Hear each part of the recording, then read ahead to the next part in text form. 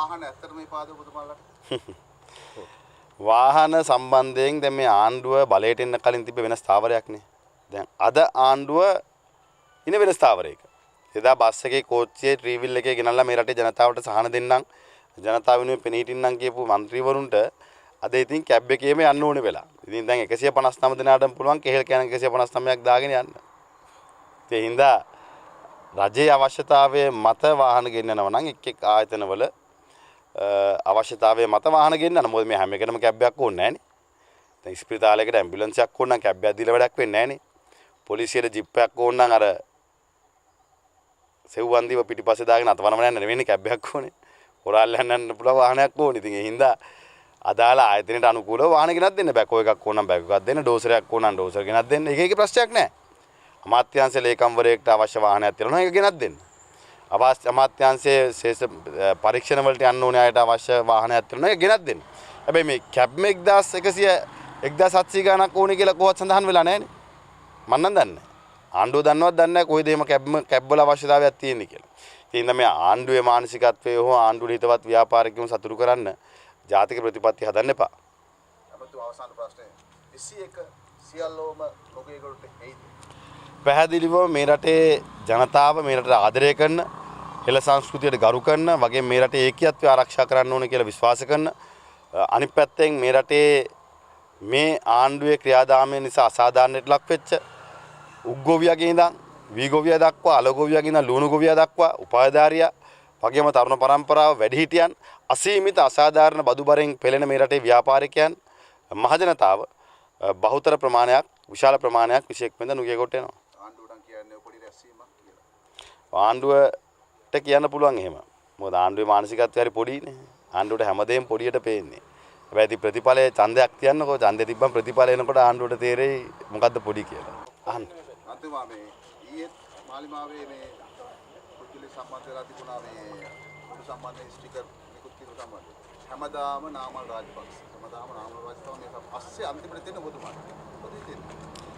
අපි පැහැදිලිවම ආණ්ඩුවට කියන්නේ මේ කාරණේ සම්බන්ධයෙන් නීතිය ක්‍රියාත්මක කරන්න ඕනේ. මේ රටේ මත්ද්‍රව්‍ය වලින් මේ රටේ දරුවෝ බේරගන්න පොලිසිය නිර්පාක්ෂිකව කටයුතු කරන්න ඕනේ. එහෙම නැත්නම් අපක්ෂපාතීව කටයුතු කරන්න ඕනේ. එහෙම නැත්නම් මාලිමාවේ නැත්නම් JVP එකේ පොලිස්පතිවරයා JVP එකේ අවශ්‍යතාවය මත හැසිරලා හරියන්නේ නැහැ. ඉතින් අපි දකිනවා අත්අඩංගුවට ගන්නකොට එදා අපිට චෝදනා කරත් අත්අඩංගුවට ගැනෙන්නේ අති බහුතරයක් මේ වර්තමාන ආණ්ඩුවත් එක්ක JVP එකත් එක්ක දේශපාලනය කරන ජනාධිපතිවරයා එක්ක ළඟින් ඉන්න අය. හැබැයි ඉතින් මේවා යට ගහන්නත් උත්සාහ කරනවා. ඒ හින්දා අපි පොලිස්පතිවරයාට කියන්නේ කරුණාකරලා දැන් JVP එකේ අය අත්අඩංගුවට ගන්නකොට මේවා යට ගහන්න එපා. මොකද විශේෂයෙන්ම පාසල් පද්ධතිය ඇතුළට විදුහල්පතිවරු විදියට මේ JVP එකට සම්බන්ධ විදුහල්පතිවරුත් අද මත්ද්‍රව්‍ය බෙදා හැරීම සිද්ධ කරනවා පාසල් ඇතුලේ.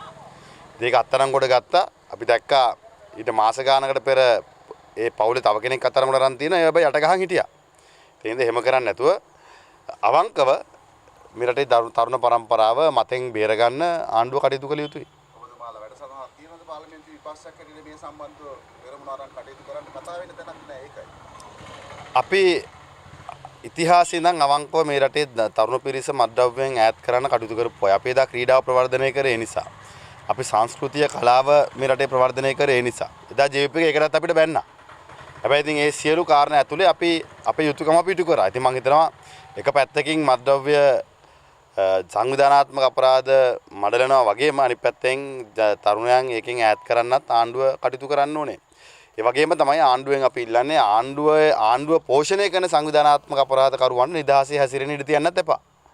කරන සංවිධානාත්මක අපරාධකරුවන් පිරිසක්ව ආරක්ෂා කරන පාටක් පේනවා.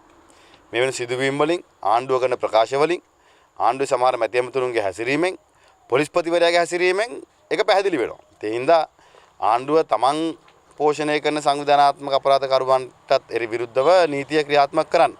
විපක්ෂයේ විදියට පැහැදිලිවම ආණ්ඩුව මේ රටේ ජනතාවට කරන අසාධාරණය, ආර්ථිකයට කරන හානිය, තරුණයාට කරන හානිය, විශේෂයෙන්ම උපාධාරීන්ට රැකියාව දෙනවා කියලා එදා දීපු අසීමිත බලාපොරොත්තු අද බිඳ දාලා තියෙනවා.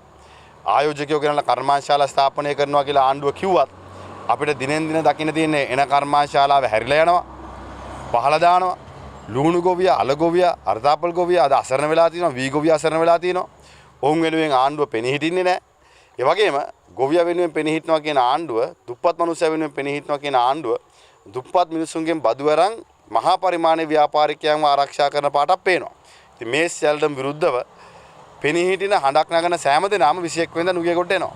ඉතින් අපි විපක්ෂයේ විදියට අපේ යුතුයකම වගකීම අපි එදාට අපි ආරම්භ කරනවා.